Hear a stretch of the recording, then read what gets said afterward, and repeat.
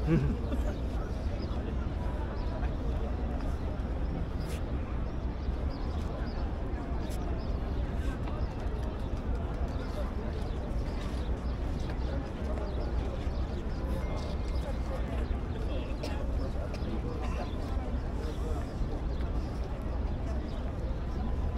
lagi stadion belakang? Cukup.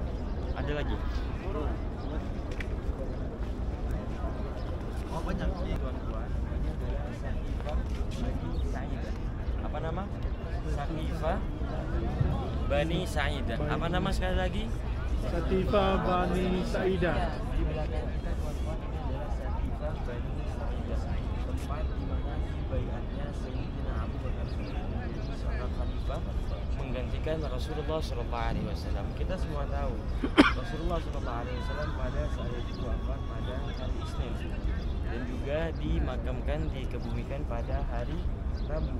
Padahal kita semua tahu bahwasannya Rasulullah SAW berpesan ada 5 benda yang harus kita buat dengan segera. Salah satunya menguburkan jenazah. Tetapi kenapa pada saat itu tuan-tuan jenazah yang mulia Rasulullah tidak langsung dimakamkan? Yang pertama karena pada saat itu sahabat-sahabat Rasulullah semuanya shock, semuanya terkejut, kaget karena orang yang mereka cintai, dambaan mereka semua yaitu Rasulullah SAW sudah pun wafat, sehingga pada saat itu kota Madinah hanya terdengar tangisan-tangisan para sahabat. Bahkan pada saat itu tuan-tuan Sayyidina Umar bin Khattab akan marah kepada para sahabat yang mengatakan Rasulullah SAW sudah wafat. Bahkan Sayyidina Umar bin Khattab mengatakan kepada para sahabat, barang siapa yang mengatakan bahwasannya Rasulullah sudah wafat, maka akan aku penggan lehernya. Karena sesungguhnya Muhammad SAW hanya diangkat ke langit selama 40 hari sebagaimana diangkatnya Nabiullah Musa selama 40 hari, kemudian dikembalikan lagi kepada umatnya. Kemudian mendengar amarah daripada Sayyidina Umar bin Khattab, tuan-tuan, Sayyidina Abu Bakar Siddiq keluar daripada rumah Rasulullah lalu kemudian mengatakan, wa ma ya'budu Muhammadan fa inna Muhammadan qad mat. Barang siapa yang menyembah Muhammad karena sesungguhnya Muhammad sudah wafat. Wa man kana ya'budullaha fa innallaha hayyun la yamut. Barang siapa yang menyembah Allah karena sesungguhnya Allah hidup dan kekal selama-lamanya. Lalu kemudian diteruskan oleh Sayyidina Abu Bakar Siddiq, wa ma Muhammadun illa rasul qad khalat min qablihi ar-rusul afa imma ta'u qutilan qalabtum ala aqabikum. Wa ma Muhammadun illa rasul, dan tidaklah Muhammad hanyalah seorang rasul. Kata Sayyidina Abu Bakar kepada Sayyidina Umar, wa ma Muhammadun illa rasul, tidaklah Muhammad hanyalah seorang rasul. Wa ma Muhammadun illa rasul qad khalat min qablihi ar-rusul, dan sudah terjadi sebagaimana nabi-nabi yang sudah berlalu. Afa imma ta'uqutilan qalabtum ala aqabikum, apabila Muhammad sudah pun meninggal ataupun dibunuh, apakah kalian akan kembali menyembah berhala? Apakah kalian akan kembali menyembah agama nenek moyang kalian? Apakah kalian akan meninggalkan agama ini? Maka kemudian setelah mendengar jawaban daripada setelah mendengar perkataan daripada Sayyidina Abu Bakar ini, tuan-tuan, Sayyidina Umar bin Khattab dia pun terjatuh dan menangisi bahwasannya Rasulullah SAW memang sudah betul-betul wafat. Kemudian di lain tempat, tuan-tuan, rumah Rasulullah berada di bawah kubah hijau. Di lain tempat di belakang kita ini adalah Sakifah Bani Sa'idah, tempat parlemennya orang Ansor. Mereka orang-orang Ansor semuanya sudah pun bermusyawarah yang siapa yang akan menggantikan Rasulullah menjadi khalifah. Orang yang ditunjuk oleh kaum Ansor, tuan-tuan, adalah Sa'ad bin Ubadah. Sa'ad bin Ubadah adalah orang asli Madinah yang ditunjuk oleh orang asli Madinah pula menggantikan sebagai pemimpinnya kaum muslimin. Lalu kemudian terdengarlah kabar tersebut kepada Sayyidina Abu Bakar, terdengarlah kabar tersebut kepada Sayyidina Umar bahwasanya orang-orang Ansar sudah bermusyawarah dan akan menunjuk Sa'ad bin Ubadah. Maka kemudian Sayyidina Abu Bakar, Sayyidina Umar dan yang lainnya mendatangi tempat ini, kemudian bermusyawarah siapa yang patut dan layak menggantikan Rasulullah. Kita semua tahu yang wajib dan patut menggantikan Rasulullah pada saat itu adalah as-sabiqun al-awwalun, yaitu orang-orang yang pertama sekali mengenal agama Islam, orang-orang yang pertama sekali membantu Rasulullah dalam memperjuangkan agama Islam. Siapa dia? Yaitu Sayyidina Abu Bakar. Tidak, kita semua sudah tahu, bahkan orang-orang saat itu pada juga sudah tahu bahwasannya tidak ada sahabat yang paling soleh setelah Rasulullah kecuali Sayyidina Abu Bakar. Dan juga orang pertama yang ditunjuk pada saat itu tuan-tuan adalah Sayyidina Umar, bukan Sayyidina Ali. Tetapi ketika Sayyidina Umar ingin dibaiat, ingin dilantik menjadi seorang khalifah, kemudian Sayyidina Umar mengatakan, bagaimana aku menjadi seorang khalifah sedangkan umatnya adalah Sayyidina Abu Bakar. Maka kemudian orang-orang yang berada di Saqifah Bani Sa'idah, kaum Muhajirin, kaum Ansor, semuanya pun setuju dan sepakat bahwasannya yang akan menggantikan Rasulullah adalah Sayyidina Abu Bakar As-Siddiq. Maka kemudian kita semua tahu bahwasannya Khulafaur Rasyidin yang pertama adalah Sayyidina Abu Bakar As-Siddiq, kemudian yang kedua adalah Sayyidina Umar bin Khattab, kemudian yang ketiga adalah Sayyidina Uthman bin Affan, kemudian yang keempat adalah Sayyidina Ali bin Abi Thalib. Dari tempat ini teman-teman, kita berharap, kita semua berdoa semoga kita semua orang Malaysia, orang Indonesia dan lain sebagainya, orang-orang muslim mempunyai dan mendapati pemimpin seperti Sayyidina Abu Bakar Siddiq dan yang lainnya. Amin ya rabbal amin ya rabbal alamin. Untuk kemudian tuan-tuan, seperti biasa setelah kita berziarah, kita kasih tunjuk tempat-tempat bersejarah, kemudian kita bergambar. Ada suara? Ada bunyi. Gangguan. Ada gangguan Ustaz.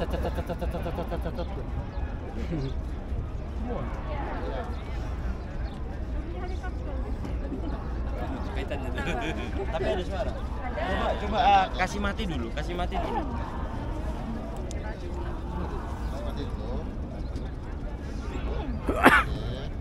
Nah, hilang tuh.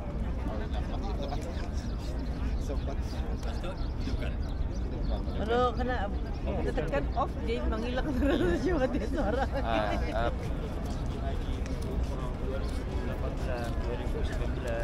2017 ini dulu adalah Pasar Lama Madinah. Karena ada perluasan Masjid Nabawi, maka Pasar Lama Madinah kemudian digusur dan dijadikan sebagai pelataran Masjidin Nabawi. Kita foto di sini, bergambar di sini boleh? Oke.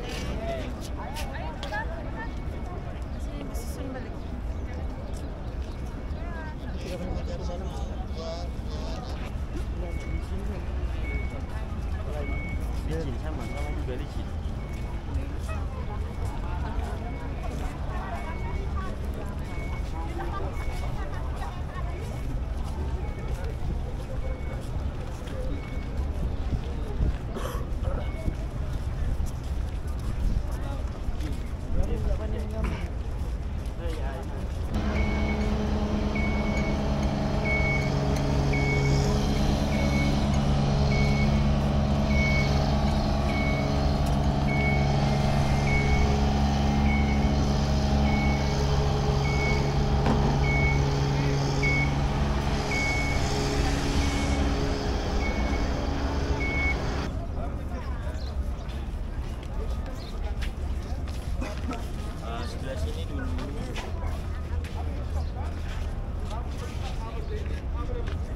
Di depan kita kawan-kawan ini adalah Menara Usmani. Boleh kita lihat juga di sebelah sana ada satu menara yang berbeda sendiri.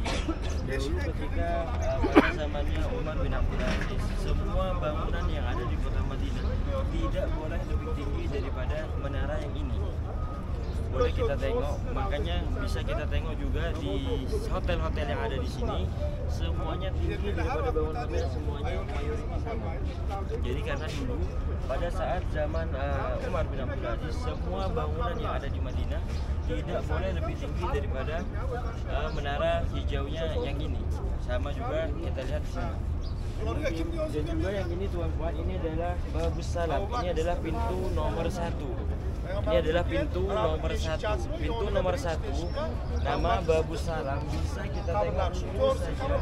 Ketika kita masuk daripada pintu Babus Salam, maka kita akan keluar daripada pintu Baqi dan kita akan melewati makamnya Rasulullah SAW. Dan untuk masuk ke pintu Babus Salam, tuan-tuan, ini hanya khas untuk jemaah lelaki saja. Bila masa jemaah lelaki pagi ke tengah hari, malam boleh masuk tanpa guna permit muasasa ataupun permit usuk.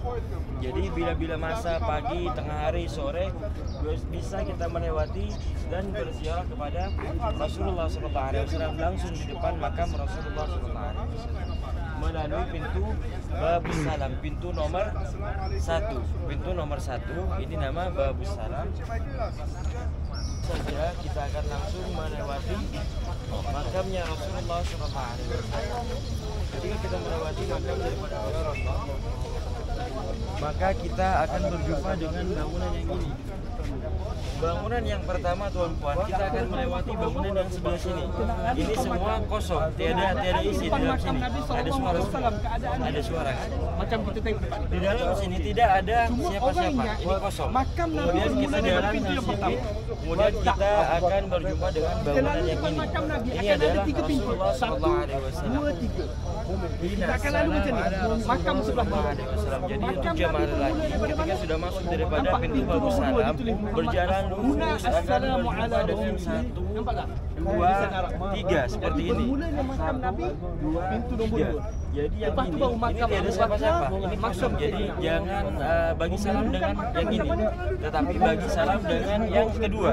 Oh, ini tanda dia nih. Tanda dia semua ada lubang, Tetapi tanda dia ada di sini. Inna assalamu ala Rasulullah sallallahu alaihi wasallam. Jadi kita untuk jemaah yang laki-laki boleh menghadapkan lubang ini langsung berhadapan dengan Rasulullah. Nah, menghadap lubang ini mengucapkan assalamu alaikum ya Rasulullah. Kemudian berjalan berjumpa dengan lubang yang ini.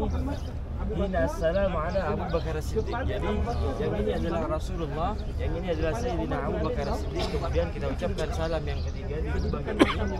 Ini adalah Sayyidina Umar bin Khattab. Kemudian kita berjalan keluar, di sini kosong. Jadi yang ini kosong, yang ini ada. Jadi karena memang selalunya ada jemaah yang tidak tahu, dia ucap salam dekat sini, dia ucap salam dekat sini, dia mengira dan menyangka ini adalah Rasulullah, ini adalah Sayyidina Abu Bakar As-Siddiq, dan ini adalah Sayyidina Umar bin Khattab. Tetapi tuan-puan, ini adalah Rasulullah.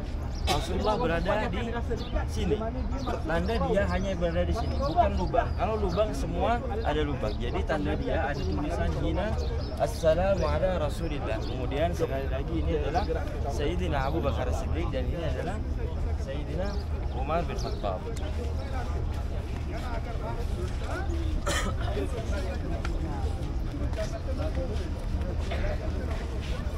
Jadi ketika jemaah lelaki ketika tengah bagi salam dengan Rasulullah ataupun Sayyidina Abu Bakar ataupun Sayyidina Umar, selalu dipastikan kita menghadap ke lubang yang ada di sini, karena wajah daripada Rasulullah itu menghadap ke sini, menghadap ke arah kiblat. Jadi selalu dipastikan menghadap ke sebelah sini. Tetapi kita tidak boleh lama-lama, kita tidak boleh berhenti, karena kalau kita berhenti, askar pasti akan halau kita. Menyubuk nggak boleh. Kenapa? Menyubuk. Menyubuk tuh apa? Oh, nggak boleh. Kita ada banyak askar di sini yang berjaga. Jadi kita hanya boleh lalu saja. Untuk jemaah yang laki-laki saja. Untuk yang jemaah perempuan cukup dari kubah hijau. Tujuan kita datang ke kota Madinah, sekali lagi pertama berjumpa dengan Rasulullah, kemudian yang kedua ingin sholat di masjidnya Rasulullah, kemudian yang ketiga kita datang ke kota Madinah untuk sholat dan berdoa di Raudhah. Ini adalah gambaran daripada Raudhah. Raudhah sebagaimana kita semua tahu, ma baina baiti wa mimbari raudhatan min riyadil jannah. Di antara rumahku, kata Rasulullah, di antara rumahku dan mimbarku itu adalah taman di antara taman-taman surga. Ini adalah gambaran daripada Raudhah. Itu yang sekarang jadi makamnya Rasulullah, itu dahulu adalah rumahnya Rasulullah. Di antara rumahnya Rasulullah dengan mimbarnya Rasulullah, ini adalah mimbar. Jadi ini adalah gambaran mimbarnya Rasulullah. Mungkin nanti insya Allah dalam 19 hari bulan untuk jemaah lelaki kita sudah keluar daripada permit muassasah. Untuk yang jemaah perempuan insya Allah kita akan share nanti di dalam grup WhatsApp. Ini adalah mimbarnya Rasulullah. Di antara rumah dan mimbar itu adalah taman-taman surga. Taman-taman surga ini adalah Raudhah. kalau tuan puan ada yang sudah pergi masuk ke Raudhah 2019, 2017, 18 ke bawah, dahulu tuan puan karpet daripada Masjid Nabawi itu berwarna merah. Yang berwarna hijau hanya berada di Raudhah. Tetapi sekarang kita semua tahu di masjid-masjid juga warnanya hijau. Yang menandakan mana Raudhah mana bukan, yang menandakan itu ada di ini. Apa dia? Bunga-bunga. Jadi di dalam Raudhah tuan puan ada banyak tiang-tiang yang berjejer. Paham berjejer kan? Jadi di dalam Raudhah itu akan banyak tiang-tiang yang berjejer yang membedakan mana Raudhah mana bukan Raudhah. Itu berada di ini. Apabila tiang dia masih lagi ada motif bunga, bermakna dia masih Raudhah. Jadi ketika tuan puan sekalian masuk ke Raudhah selalu dipastikan berada di depan tiang yang ada motif bunga. Jadi kalau dulu selalu dipastikan berada di karpet yang berwarna hijau, karena sekarang di Masjid Nabawi ataupun di dalam Raudhah karpetnya semua sudah hijau, maka sebagai penanda kita sholat dan berada di dalam Raudhah itu ada di tiang yang bermotif bunga. Jadi untuk samping itu berada di antara mimbar dan juga rumah Rasulullah. Untuk yang ke belakang itu berada di tanda dia di tiang yang ada motif bunga-bunga. Ini adalah rumahnya Rasulullah yang sebelah sana. Jadi di antara rumahku dan mimbarku ini adalah taman-taman surga. Sekali lagi yang ada motif bunga. Dan ini tuan puan, sana lagi besar. Berapa banyak tiangnya Ustaz? 5 tiang. Dan ini tuan puan di antara rumah dan mimbar itu ada nama mihrab. Mihrab tempat imam melaksanakan sholat berjamaah. Ini bernama mihrabnya Rasulullah karena dahulu Rasulullah SAW ketika mengimami sholat bersama para sahabat, Rasulullah mengimami di tempat ini yang terus sampai sekarang digunakan menjadi tempat imam sudes dan yang lain sebagainya. Jadi ketika kita sholat berjamaah di Masjid Nabawi, imamnya itu mereka sholat di sebelah sini, tempat dahulu tempat Rasulullah mengimami sholat para sahabat. Ada jamaah yang ingin foto di sebelah sini, ada mungkin jamaah perempuan mau foto di sebelah sana, boleh juga dipersilakan, karena untuk jamaah perempuan tidak ada dan tidak dibenarkan untuk masuk ke dalam Babus Salam, ke dalam makam Rasulullah, hanya untuk jamaah laki-laki saja. Sekalipun kita masuk ke Raudhah, kalau dulu tuan puan ketika kita sudah sholat dan berdoa di Raudhah, kita akan disuruh keluar melalui makam Rasulullah. Tetapi saat ini ketika kita sudah sholat dan berdoa di Raudhah, kita akan dikeluarkan melalui pintu nomor 3. Jadi kita akan dibezakan untuk Raudhah untuk ziarah Nabi. Kalau dulu untuk jamaah lelaki ketika sudah sholat dan berdoa di Raudhah, maka akan disuruh keluar melalui depan makam Rasulullah. Tapi untuk sekarang ketika sudah sholat dan berdoa di Raudhah akan dikeluarkan melalui pintu nomor 3. Ada yang mau bergambar? Bergambar sini semua boleh? Sini apa sana? Sana saja. Oke, sana saja. Ini sudah selesai. Oke, mari sebelah sana. Di depan gambar makam.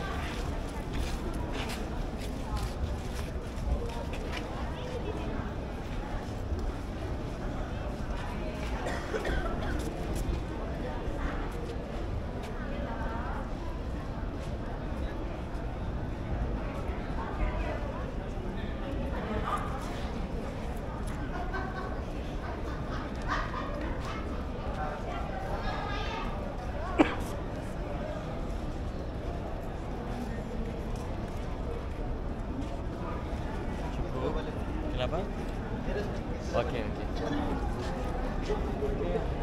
Tuan-tuan yang dirahmati oleh Allah Subhanahu wa taala, Masjid Al-Ghamamah. Masjid Al-Ghamamah. Masjid apa? Masjid Al-Ghamamah.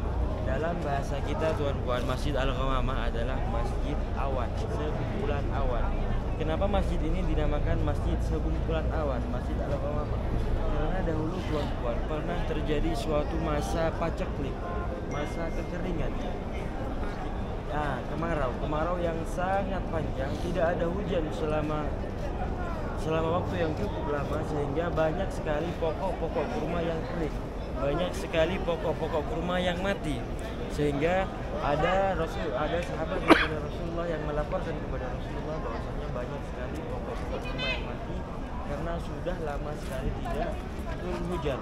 Maka kemudian Rasulullah SAW mengajak para sahabat Madinah untuk melaksanakan sholat istisqa, yaitu sholat meminta hujan di tempat ini. Dahulu tuan-tuan, ini adalah tanah kosong, ini adalah tanah lapang, tidak ada bangunan di sini. Semua yang ada bangunan di sini semuanya dulu kosong, tidak ada bangunan sama sekali. Jadi ini dulu adalah tanah lapang, tanah kosong. Kemudian Rasulullah SAW mengajak para sahabat untuk melaksanakan sholat istisqa di tanah lapang sini. Kemudian ketika Rasulullah SAW sedang berkhutbah,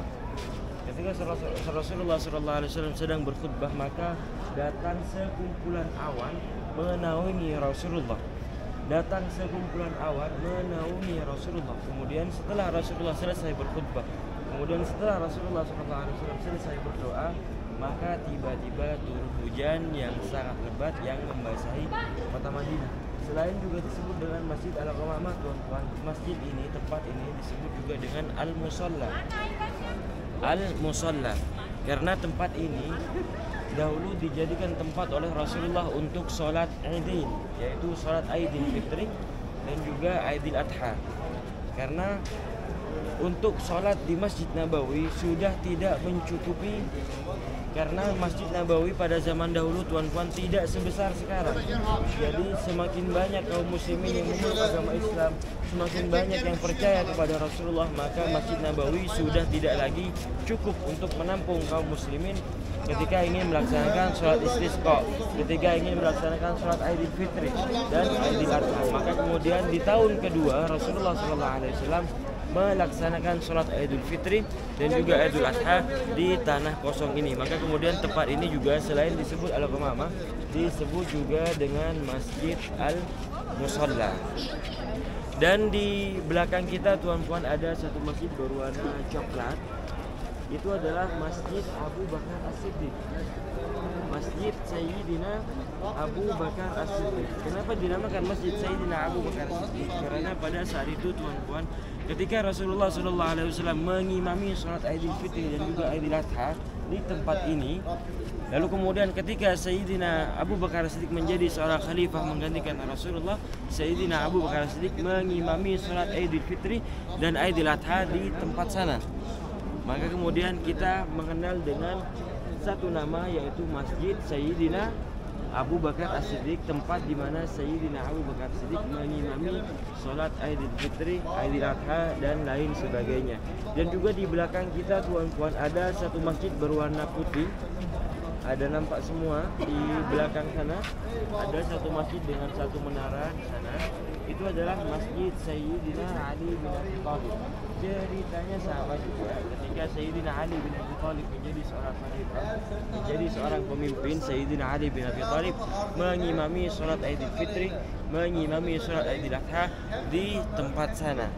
Maka kemudian masjid tersebut dikenal dengan Masjid Sayyidina Ali bin Abi Thalib. Dan juga ketika Sayyidina Umar bin Khattab menjadi seorang khalifah, Sayyidina Umar bin Khattab mengimami di belakang sana. Di belakang gedung ini tuan-tuan ada satu masjid bernama Masjid Sayyidina Umar bin Khattab. Dari sini tidak nampak. Kalau kita mau lihat Masjid Sayyidina Umar bin Khattab, kita mesti jalan lagi di belakang gedung yang ini. Di belakang gedung hotel ini ada satu masjid juga bernama Masjid Sayyidina Umar bin Khattab ketika Sayyidina Umar bin Khattab menjadi khalifah. Sayyidina Umar bin Khattab mengimami sholat Idul Fitri, Idul Adha, Istisqa dan lain sebagainya di sebelah sana. Untuk Sayyidina Utsman, tuan-tuan, Sayyidina Utsman kembali lagi ke tempat di mana Rasulullah mengimami, yaitu di Masjid Al-Ghamamah. Kita sekali lagi kita bergambar, boleh? Boleh. Kenapa enggak semangat? Boleh. Sudah makan? Sudah sarapan semua? Sudah. Betul. Betul. Oke, mari. Jamaah, ada yang punya wudu, ada yang mau masuk ke dalam sholat? Ada?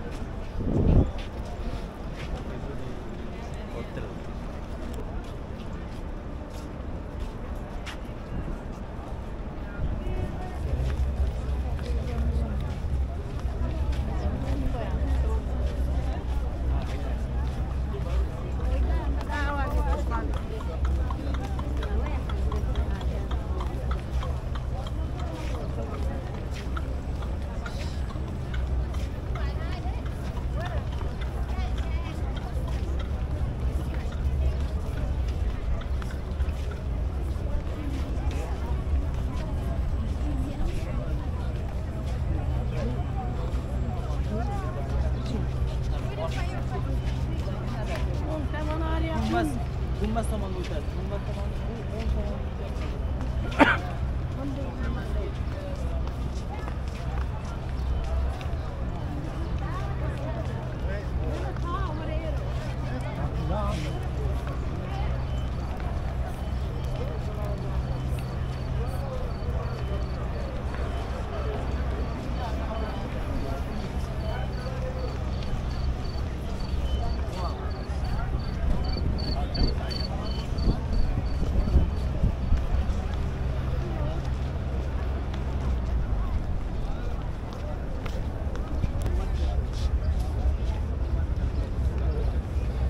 Menghadap ke Kubah Hijau sebentar. Kami harap untuk jemaah sekalian letak handphone semua, letak kamera semua, kita tundukkan.